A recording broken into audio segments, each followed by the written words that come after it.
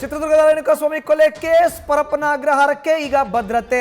ಮಾಫಿ ಸಾಕ್ಷಿಗೆ ಪರಪ್ಪನ ಅಗ್ರಹಾರದಲ್ಲಿ ಹೆಚ್ಚಾಗಿದೆ ಭದ್ರತೆ ಜೊತೆಗೆ ಬ್ಯಾರಕ್ ಬದಲಾಯಿಸಿದ್ದಾರೆ ಜೈಲ್ ಅಧಿಕಾರಿಗಳು. ಹೆಚ್ಚಾಗಿದೆ ಭದ್ರತೆ. ಮಾಫಿ ಸಾಕ್ಷಿ ಪ್ರದೋಷ್ A14 ಭದ್ರತೆಯನ್ನು ಜಾಸ್ತಿ ಮಾಡಲಾಗಿದೆ. ಬೇರೆ ಬ್ಯಾರಕ್ಗೆ ಅವ್ರನ್ನ ಜೈಲಧಿಕಾರಿಗಳು ಭದ್ರತಾ ದೃಷ್ಟಿಯಿಂದ ಬೇರೆ ಬ್ಯಾರಕ್ಗೆ ಶಿಫ್ಟ್ ಮಾಡಿದ್ದಾರೆ. ಕೋರ್ಟ್ ಕಲಾಪದ ಬಳಿಕ ಸೆಲ್ ಬದಲಾಯಿಸುವಂತೆ ಮನವಿಯನ್ನು ಮಾಡಿದ್ದಾರೆ. ಸಹ ಆರೋಪಿಗಳ ಜೊತೆ ಇರಲ್ಲ ಅಂದಿದ್ದಾರೆ ಪ್ರದೋಷ್.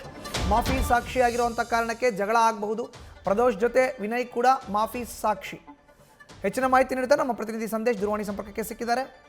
ಸಂದೇಶ್, ಈಗ ಒಂದು ಕಡೆ ಬ್ಯಾರಕ್ ಬದಲಾವಣೆ, ಮತ್ತೊಂದು ಕಡೆ ಭದ್ರತೆ ಜಾಸ್ತಿ ಪ್ರದೋಷ್ಗೆ, ಮಾಹಿತಿನ ಹಂಚ್ಕೊಳ್ಳೋದಾದ್ರೆ.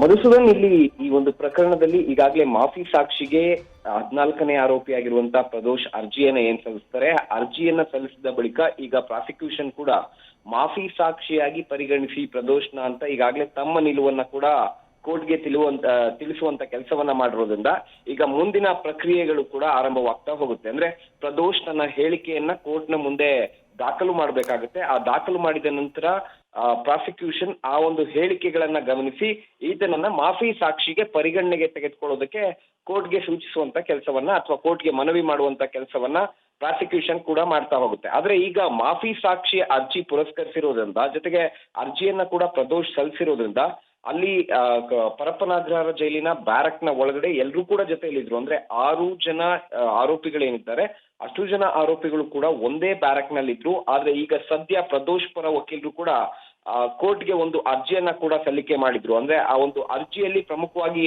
ಭದ್ರತಾ ದೃಷ್ಟಿಯಿಂದ ನನಗೆ ಬೇರೆ ಬ್ಯಾರಕ್ಗೆ ಶಿಫ್ಟ್ ಮಾಡಿ ಅಂತ ಹೇಳಿ ಒಂದು ಮನವಿಯನ್ನ ಕೂಡ ಮಾಡಿರುವಂತದ್ದು. ಜೊತೆಗೆ ಖುದ್ದು ಪ್ರದೋಷೇ ಅಲ್ಲಿನ ಹಿರಿಯ ಅಧಿಕಾರಿಗಳ ಗಮನಕ್ಕೆ ಕೂಡ ತಂದಿದ್ದಾರೆ. ಅಂದ್ರೆ ನಾನು ಈಗಾಗಲೇ ಮಾಫಿ ಸಾಕ್ಷಿಗೆ ಅರ್ಜಿಯನ್ನ ಸಲ್ಲಿಸಿರೋದ್ರಿಂದ ಇವರ ಜೊತೆಯಲ್ಲಿ ನನಗೆ ಇರೋದಕ್ಕಾಗೋದಿಲ್ಲ, ಭದ್ರತಾ ದೃಷ್ಟಿಯಿಂದ ನಮ್ಮ ಜೊತೆ ನಮ್ಮ ಬ್ಯಾರಕ್ ಅನ್ನ ಚೇಂಜ್ ಮಾಡ್ಕೊಡಿ ಅಂತ ಅಲ್ಲೂ ಕೂಡ ಮನವಿ ಮಾಡಿದ್ದಾರೆ. ಬಿಕಾಸ್ ಮಾಫಿ ಸಾಕ್ಷಿಯ ಅರ್ಜಿಯನ್ನ ಹಾಕಿರೋದ್ರಿಂದ ಇಲ್ಲಿ ಜಗಳ ಕೂಡ ಆಗ್ಬಹುದು ಅಥವಾ ಮಾತಿಗೆ ಮಾತು ಬೆಳೆಯುವಂತ ಸಾಧ್ಯತೆಗಳು ಕೂಡ ಇರ್ತವೆ. ಹಾಗಾಗಿ ದಯವಿಟ್ಟು ನನ್ನ ಒಂದು ಬ್ಯಾರಕ್ ಅನ್ನ ಚೇಂಜ್ ಮಾಡಿ ಅಂತೇಳಿ ಈಗಾಗಲೇ ಕೋರ್ಟ್ಗೂ ಕೂಡ ಅರ್ಜಿಯನ್ನ ಸಲ್ಲಿಸಿದ್ದಾರೆ. ಜೊತೆಗೆ ಪರಪ್ಪನಾಗ್ರಹಾರ ಜೈಲಿನ ಹಿರಿಯ ಅಧಿಕಾರಿಗಳಿಗೂ ಕೂಡ ಈಗಾಗಲೇ ಅರ್ಜಿಯನ್ನ ಸಲ್ಲಿಕೆ ಮಾಡಿದ್ರೆ, ಒಂದು ಕಡೆ ಪ್ರದೋಷ್ಗೂ ಕೂಡ ಬೇರೆ ಬ್ಯಾರಕ್ಗೆ ಶಿಫ್ಟ್ ಮಾಡೋದಕ್ಕೆ ಅಧಿಕಾರಿಗಳು ಕೂಡ ಈಗಾಗಲೇ ಪ್ಲಾನ್ ಅನ್ನ ಮಾಡ್ಕೊಂಡಿದ್ದಾರೆ. ಬಿಕಾಸ್ ನಿನ್ನೆ ಕೋರ್ಟ್ ಕಲಾಪ ಆದ ಬಳಿಕವೇ ಅಧಿಕಾರಿಗಳಿಗೆ ಆತ ಮನವಿಯನ್ನ ಕೂಡ ಮಾಡ್ಕೊಂಡಿದ್ದಾನೆ ಅನ್ನೋ ಮಾಹಿತಿಗಳು ಕೂಡ ಲಭ್ಯವಾಗ್ತಾ ಇದೆ. ಜೊತೆಗೆ ಯಾವಾಗ ಪ್ರದೋಷ್ ಬೇರೆ ಬ್ಯಾರಕ್ ಅನ್ನ ಕೇಳಿದ್ನೋ, ಜೊತೆಗೆ ವಿನಯ್ ಕೂಡ ಮಾಫಿ ಸಾಕ್ಷಿಗೆ ಅರ್ಜಿಯನ್ನ ಹಾಕಿದ್ನೋ, ಅದಾದ ನಂತರ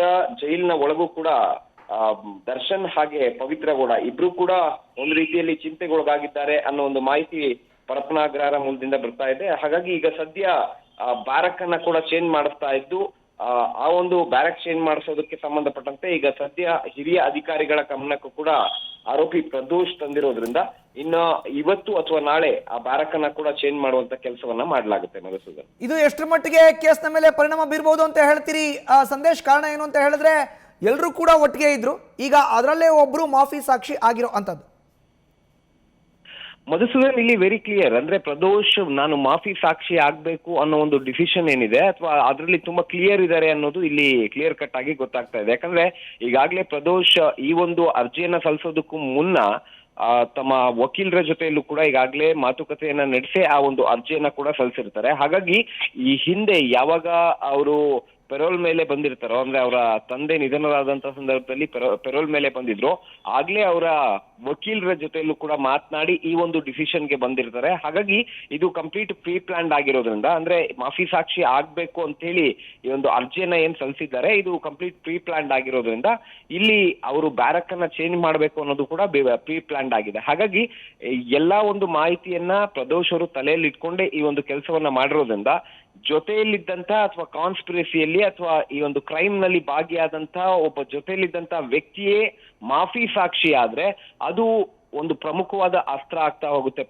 ಪ್ರಕರಣಕ್ಕೆ. ಜೊತೆಗೆ ಒಂದು ರೀತಿಯಲ್ಲಿ ಈಗ 272ಕ್ಕೂ ಹೆಚ್ಚಿನ ಸಾಕ್ಷ್ಯಗಳು ಕೂಡ ಇದ್ದಾವೆ. ಆದ್ರೆ ಇದು ಈ ಸಾಕ್ಷಿಗೆ ಒಂದು ತೂಕ ಜಾಸ್ತಿ ಇರುತ್ತೆ. ಯಾಕಂದ್ರೆ ಜೊತೆಯಲ್ಲೇ ಇದ್ದಂತಹ ವ್ಯಕ್ತಿ, ಕಾನ್ಸ್ಪಿರಸಿಯಲ್ಲಿ ಭಾಗಿಯಾದಂತಹ ವ್ಯಕ್ತಿ, ಜೊತೆಗೆ ಆ ಕೊಲೆಯಲ್ಲಿ, ಜೊತೆಗೆ ಸಾಕ್ಷ್ಯನಾಶದಲ್ಲೂ ಕೂಡ ಆತ ದರ್ಶನ್ ಹಾಗೆ ಬೇರೆ ಆರೋಪಿಗಳ ಸುತ್ತಲೂ ಕೂಡ ಓಡಾಡಿದ್ರಿಂದ ಈತನ ಹೇಳಿಕೆ ಪ್ರಮುಖವಾಗ್ತಾ ಹೋಗುತ್ತೆ. ಜೊತೆಗೆ ಈತನ ಹೇಳಿಕೆಯಿಂದ ಕೇಸ್ಗೆ ಮತ್ತಷ್ಟು ಬಲ ಬರ್ತಾ ಹೋಗುತ್ತೆ. ಹಾಗಾಗಿ ಇಲ್ಲಿ ಒಂದು ಕಡೆ ಮಾಫಿ ಸಾಕ್ಷಿ ಆಗಿರೋದೇ ಅತಿ ದೊಡ್ಡ ಹೊಡೆತ ಆಗಿದೆ. ಅದರ ಜೊತೆಯಲ್ಲಿ ಈಗ ಬ್ಯಾರಕ್ ಚೇಂಜ್ ಮಾಡ್ತಾ ಇರೋದೇನಿದೆ, ಇಲ್ಲಿ ಎಲ್ಲೋ ಒಂದ್ ಕಡೆ ಮಾಫಿ ಸಾಕ್ಷಿ ಆಗಿರೋದ್ರಿಂದ ಆರೋಪಿಗಳು ಮಾತಿಗೆ ಮಾತು ಬೆಳೆಸ್ಬೋದು. ಜೊತೆಗೆ ಯಾಕೆ ಈ ರೀತಿ ಆಗ್ತಾ ಇದೆಯಾ, ಮಾಫಿ ಸಾಕ್ಷಿಯನ್ನ ಹೇಳ್ತಾ ಇದೆಯಾ, ಈ ಎಲ್ಲಾ ಪ್ರಶ್ನೆಗಳು ಬರ್ಬೋದು ಅನ್ನೋ ಕಾರಣಕ್ಕೆ, ಜೊತೆಗೆ ವಿರೋಧಗಳು ಕೂಡ ವ್ಯಕ್ತವಾಗ್ಬೋದು ಅನ್ನೋ ಕಾರಣಕ್ಕೆ ಸದ್ಯ ಬ್ಯಾರಕ್ ಅನ್ನ ಚೇಂಜ್ ಮಾಡಿಸ್ತಿರೋದ್ರಿಂದ ಇಲ್ಲಿ ಎಲ್ಲವೂ ಕೂಡ ದರ್ಶನ್ಗೆ ವಿರುದ್ಧವಾಗಿ ನಡೀತಾ ಇರುವಂತದ್ದು.